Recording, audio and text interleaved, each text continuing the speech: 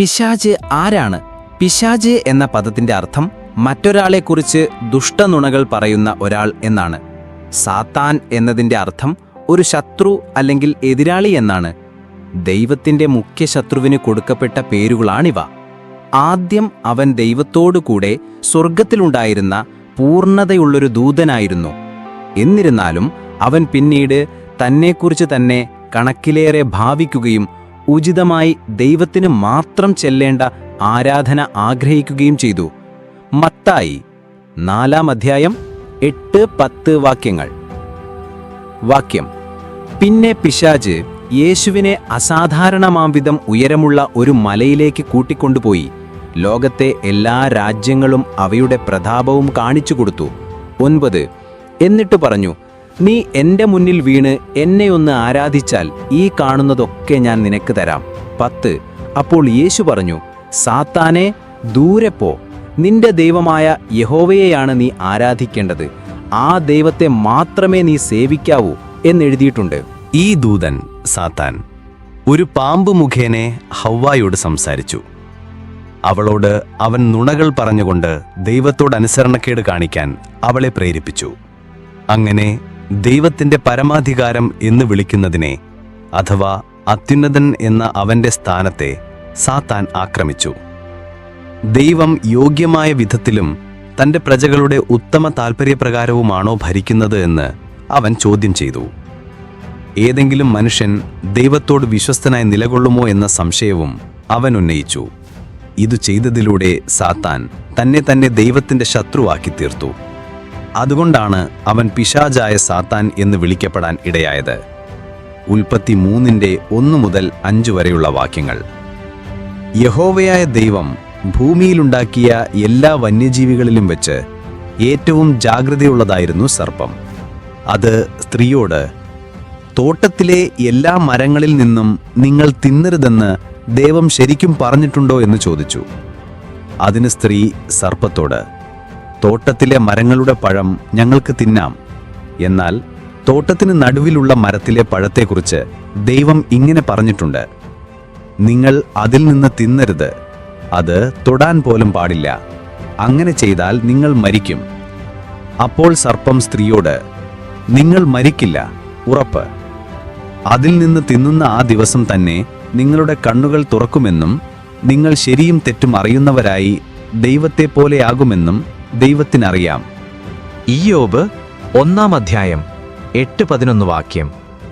അപ്പോൾ യഹോവ സാത്താനോട് ചോദിച്ചു, എന്റെ ദാസനായ ഇയ്യോബിനെ നീ ശ്രദ്ധിച്ചോ? അവനെപ്പോലും മറ്റാരും ഭൂമിയിലില്ല. അവൻ ദൈവഭക്തനും നേരുള്ളവനും നിഷ്കളങ്കനുമാണ്. തെറ്റായ കാര്യങ്ങളൊന്നും അവൻ ചെയ്യാറില്ല. മറുപടിയായി സാത്താൻ യഹോവയോട് പറഞ്ഞു, വെറുതെയാണോ ഇയ്യോബ് ദൈവത്തോട് ഇത്ര ഭയഭക്തി കാട്ടുന്നത്? അവനും അവന്റെ വീടിനും അവനുള്ള എല്ലാത്തിനും ചുറ്റും അങ്ങൊരു വേലി കെട്ടിയിരിക്കുകയല്ലേ? അവന്റെ അധ്വാനത്തെ അങ്ങ് അനുഗ്രഹിച്ചിരിക്കുന്നു. നാട് മുഴുവൻ അവന്റെ മൃഗങ്ങളാണ്. എന്നാൽ കൈനീട്ടി അവനുള്ളതെല്ലാം ഒന്ന് തൊട്ടുനോക്ക്, അപ്പോൾ അറിയാം എന്ത് സംഭവിക്കുമെന്ന്. അവൻ അങ്ങയെ മുഖത്തു നോക്കി ശപിക്കും. വെളിപ്പാട് 12:9. ഈ വലിയ ഭീകര സർപ്പത്തെ, അതായത് ഭൂലോകത്തെ മുഴുവൻ വഴിതെറ്റിക്കുന്ന പിശാചെന്നും സാത്താനെന്നും അറിയപ്പെടുന്ന ആ പഴയ പാമ്പിനെ താഴെ ഭൂമിയിലേക്ക് വലിച്ചെറിഞ്ഞു. അവനെയും അവന്റെ കൂടെ അവന്റെ ദൂതന്മാരെയും താഴേക്കെറിഞ്ഞു. ആളുകൾ തന്നെ ആരാധിക്കാൻ തക്കവണ്ണം അവരെ വഞ്ചിക്കാൻ സാത്താൻ ശ്രമിക്കുന്നു.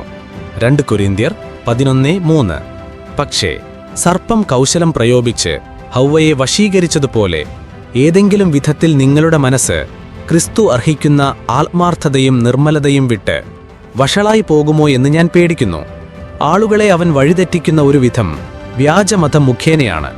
ഒരു മതം ദൈവത്തെക്കുറിച്ചുള്ള ബോഷ്കുകൾ പഠിപ്പിക്കുന്നുവെങ്കിൽ അത് യഥാർത്ഥത്തിൽ സാത്താന്റെ ഉദ്ദേശത്തിന് ഉതകുന്നു. യോഹന്നാൻ 8:44. നിങ്ങൾ നിങ്ങളുടെ പിതാവായ പിശാചിൽ നിന്നുള്ളവരാണ്.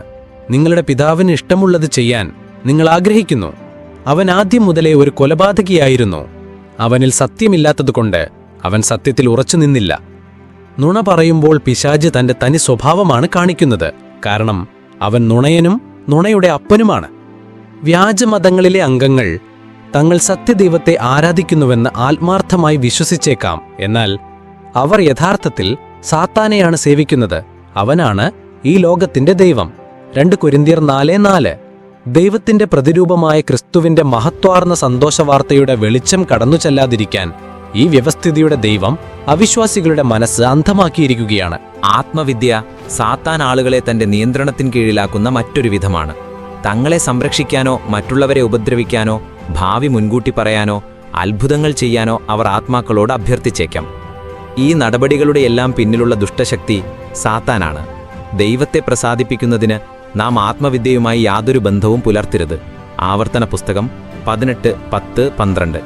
മകനെയോ മകളെയോ തീയിൽ ദഹിപ്പിക്കുന്നവൻ, ഭാവി ഫലം പറയുന്നവൻ, മന്ത്രവാദി, ശകുനം നോക്കുന്നവൻ, ആഭിചാരകൻ 11. മന്ത്രവിദ്യയാൽ ആളുകളെ ദ്രോഹിക്കുന്നവൻ, ആത്മാക്കളുടെ ഉപദേശം തേടുന്നവന്റെയോ ഭാവി പറയുന്നവന്റെയോ സഹായം തേടുന്നവൻ, മരിച്ചവരോട് ഉപദേശം തേടുന്നവൻ എന്നിങ്ങനെയുള്ളവർ നിങ്ങൾക്കിടയിൽ കാണരുത്. 12. ഇക്കാര്യങ്ങൾ ചെയ്യുന്നവരെ യഹോവയ്ക്കറപ്പാണ്. ഇത്തരത്തിലുള്ള മ്ലേച്ഛമായ രീതികൾ കാരണമാണ് നിന്റെ ദൈവമായ യഹോവ ആ ജനതകളെ നിന്റെ മുന്നിൽ നിന്ന് ഓടിച്ചു കളയുന്നത്. പ്രവൃത്തികൾ 19:18-19. വിശ്വാസികളായി തീർന്ന പലരും വന്ന് തങ്ങൾ ചെയ്തുകൊണ്ടിരുന്ന പാപങ്ങൾ പരസ്യമായി ഏറ്റുപറയുകയും തെറ്റുകൾ സമ്മതിക്കുകയും ചെയ്യുമായിരുന്നു. 19. മന്ത്രപ്രയോഗങ്ങൾ നടത്തിയിരുന്ന ധാരാളം പേർ അവരുടെ പുസ്തകങ്ങളെല്ലാം കൊണ്ടുവന്ന് എല്ലാവരുടെയും മുന്നിൽ വെച്ച് കത്തിച്ചു കളഞ്ഞു. അവർ അവയുടെ വില കണക്കുകൂട്ടി. അത് 50,000 വെള്ളിക്കാശു വരുമായിരുന്നു. വർഗാഭിമാനത്തിലൂടെയും രാഷ്ട്രീയ സംഘടനകളുടെ ആരാധനയിലൂടെയും സാത്താൻ ആളുകളെ വഴിതെറ്റിക്കുന്നു. തങ്ങളുടെ ജനത അല്ലെങ്കിൽ വർഗം മറ്റുള്ളവയേക്കാൾ മെച്ചമാണെന്ന് ചില ആളുകൾക്ക് തോന്നുന്നു. എന്നാൽ ഇത് സത്യമല്ല. പ്രവൃത്തികൾ 10:34-35. അപ്പോൾ പത്രോസ് പറഞ്ഞു, ദൈവം പക്ഷപാതമുള്ളവനല്ലെന്ന് എനിക്കിപ്പോൾ ശരിക്കും മനസ്സിലായി. ഏതു ജനതയിൽപ്പെട്ട ആളാണെങ്കിലും ദൈവത്തെ ഭയപ്പെട്ട് ശരിയായത് പ്രവർത്തിക്കുന്ന മനുഷ്യനെ ദൈവം അംഗീകരിക്കുന്നു. മറ്റുള്ളവർ മനുഷ്യന്റെ പ്രശ്നങ്ങൾ പരിഹരിക്കുന്നതിന് രാഷ്ട്രീയ സംഘടനകളിലേക്ക് നോക്കുന്നു. ഇത് ചെയ്യുന്നതിനാൽ അവർ ദൈവത്തിന്റെ രാജ്യത്തെ തള്ളിക്കളയുകയാണ്. ദൈവരാജ്യമാണ് നമ്മുടെ പ്രശ്നങ്ങൾക്കുള്ള ഏക പരിഹാരം. ദാനിയേൽ 2:44. ഈ രാജാക്കന്മാരുടെ കാലത്ത് സ്വർഗസ്ഥനായ ദൈവം ഒരിക്കലും നശിച്ചുപോകാത്ത ഒരു രാജ്യം സ്ഥാപിക്കും. ആ രാജ്യം മറ്റൊരു ജനതയ്ക്കും കൈമാറില്ല. ഈ രാജ്യങ്ങളെയെല്ലാം തകർത്ത് ഇല്ലാതാക്കിയിട്ട് അതുമാത്രം എന്നും നിലനിൽക്കും. സാത്താൻ ആളുകളെ വഴിതെറ്റിക്കുന്ന മറ്റൊരു വിധം പാപപൂർണമായ ആഗ്രഹങ്ങളാൽ അവരെ പ്രലോഭിപ്പിക്കുന്നതാണ്. പാപപൂർണമായ നടപടികൾ നമുക്ക് ദോഷം ചെയ്യുമെന്ന് യഹോവയ്ക്ക് അറിയാവുന്നതിനാൽ അവ ഒഴിവാക്കാൻ അവൻ നമ്മോട് പറയുന്നു. ഗലാത്യർ 6:7-8 വരെ. വഴിതെറ്റിക്കപ്പെടരുത്. ദൈവത്തെ പറ്റിക്കാനാകില്ല. ഒരാൾ വിതയ്ക്കുന്നത് തന്നെ കൊയ്യും. 8. ജഡത്തിന് ചേർച്ചയിൽ വിതയ്ക്കുന്നവൻ ജഡത്തിൽ നിന്ന് നാശം കൊയ്യും. പക്ഷേ ആത്മാവിന് ചേർച്ചയിൽ വിതയ്ക്കുന്നവൻ ആത്മാവിൽ നിന്ന് നിത്യജീവൻ കൊയ്യും. അത്തരം നടപടികളിൽ നിങ്ങൾ തങ്ങളോട് ചേരാൻ ചിലയാളുകൾ ആഗ്രഹിച്ചേക്കാം.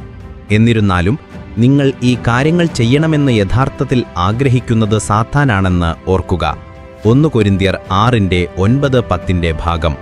അന്യായം കാണിക്കുന്നവർ ദൈവരാജ്യം അവകാശമാക്കില്ലെന്ന് നിങ്ങൾക്കറിഞ്ഞുകൂടെ? വഞ്ചിക്കപ്പെടരുത്.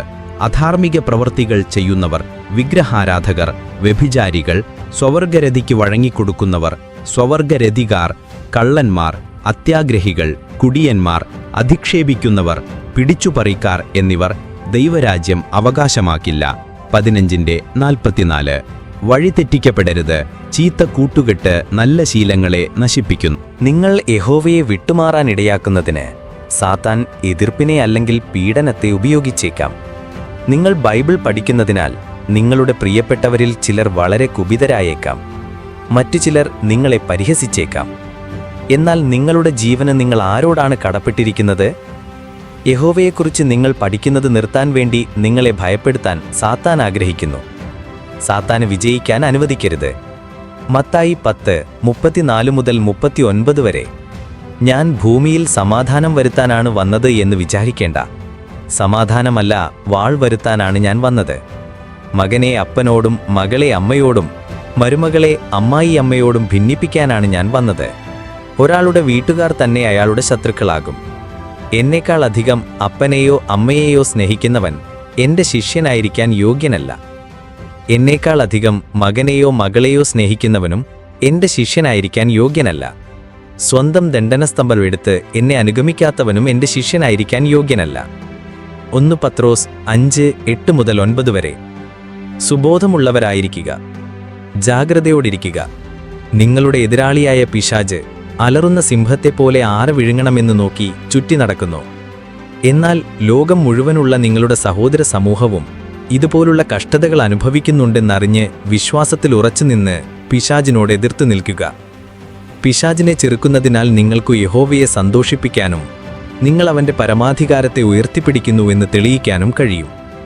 സദൃശവാക്യങ്ങൾ 27:11. എന്നെ നിന്ദിക്കുന്നവനും മറുപടി കൊടുക്കാൻ എനിക്ക് കഴിയേണ്ടതിനാൽ മകനെ നീ ജ്ഞാനിയായി എന്റെ ഹൃദയത്തെ സന്തോഷിപ്പിക്കുക.